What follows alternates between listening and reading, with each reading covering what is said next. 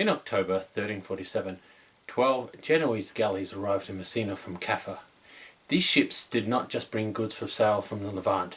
Their true cargo was more terrifying: a pandemic that would wipe out up to 60% of Europe's population. Today, we're talking about the plague. Kia ora, hello. This is part one of an ongoing series covering the plague in Western Europe during the 14th century and its effects on the population, society, and economy. It's our intention to discuss how the plague was an important catalyst to break the ever-growing labour deadlock in Western Europe and finally propel the bonded feudal workers into the burgeoning middle classes. From here, we will be able to discuss the guilds, the increasing wealth of the middle class, the changing fashions of the mid to late 14th century, the militias, and the infantry revolutions, art and education. It's here we see the beginnings of the Renaissance. To quote a friend of mine, it's not like on the 1st of January 1400 someone woke up and yelled, "Michelangelo, Leonardo, wake up! It's the Renaissance! We have to discover realism! Quickly, paint a basilica!" In this video we will discuss the arrival of the plague and its spread through Western Europe and some of the different theories of how it spread. The plague arrived in a series of waves, first arriving in Sicily in October of 1347, then spreading from Genoa, Venice, Marseille, Avignon, and Valencia by 1358.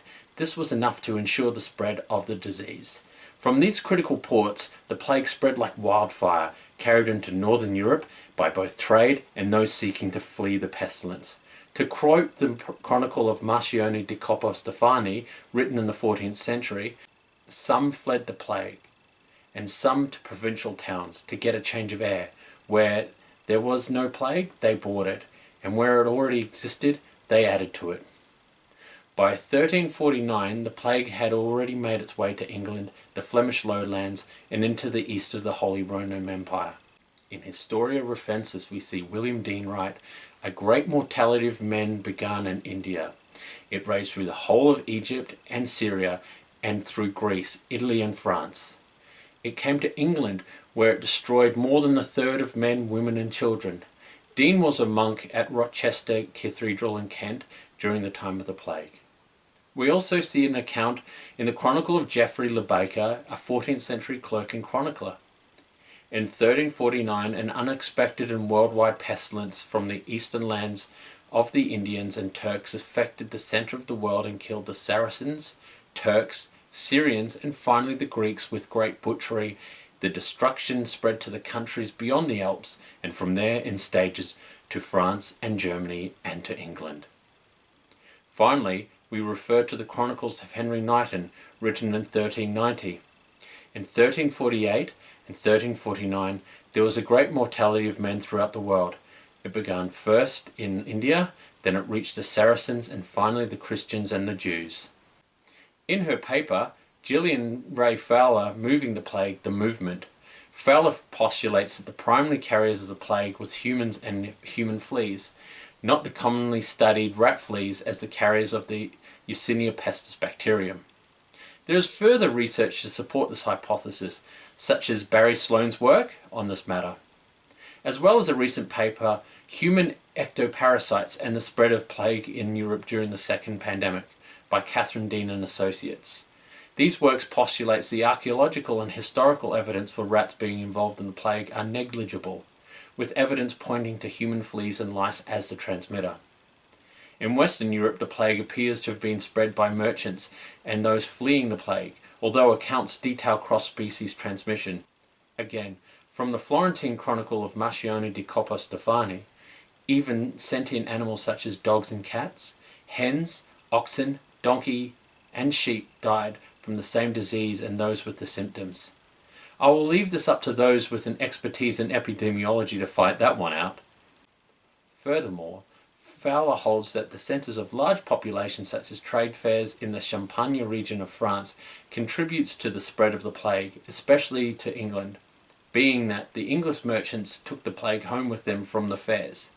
It could be that the merchants had travelled from Italy to these trade fairs, bringing the plague with them. To contribute to this hypothesis, we can look to Avignon. Avignon being the seat of the papacy at the time, and was a centre of commerce in the region. These large population centres could have in fact contributed to the person-to-person infection. Again, from the Chronicle of Henry Knighton. On a single day, 1,312 people died in Avignon. Not one of the English monks in Avignon survived. Not that anyone was upset by that. We look to Ralph Hidgin and the Polychromicon. Hidgin was a Cheshire monk who died in 1360. In 1348, hardly a day went by without rain at some time in day or night. During that time, a great mortality spread across the world, especially in Avignon, and in that coastal towns of England and Ireland. From the British Isles and Germany, we see the plague heading outward further into Eastern Europe and north into the Scandinavian countries. The plague lying dormant in winter months and returning again in summer. After 5 years, the plague subsided from Western Europe.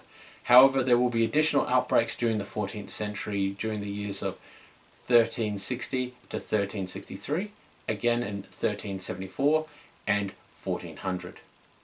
Europe would not see the end of the plague until the 18th century. Although a vaccine to the plague has been developed, there are still cases of the plague today. What we can take away here is that medieval people were clearly aware of the scope and distance the plague had travelled. It is important to remember that medieval Europe did not exist in a vacuum.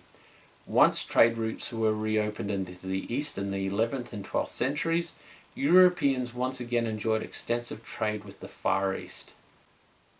As evidenced by the accounts of Knighton, Baker and Dean, we can see that people were aware of news from as far as India, most likely bought from merchants bringing goods into the Mediterranean. Medieval people were aware of the world outside of Europe, although they may not have been aware of how far these lands were. If not for these trade relationships, the plague would not have been able to have moved into Europe. Ultimately, it does not matter if the prevailing theory holding rats and their fleas as the carriers of the Yersinia pestis bacterium is correct, or it is this new hypothesis holding humans and their fleas responsible. Trade and panic flight were responsible for the movement of the carriers to the populated centres. Now for a little housekeeping. In part 2 of the series, we will discuss survivor accounts and the devastation the plague wrought on Europe. We will still be releasing medieval sewing made easy videos as well, most likely every second week alternating with these history videos. Let us know what you think. We will also be moving house soon, so uploads may be a little bit slow. We don't have a backlog of content yet, so we do rely on having to make these videos and edit them and then release them as we do. Once again, thank you very much for watching. Please remember to comment, like and subscribe. Bye.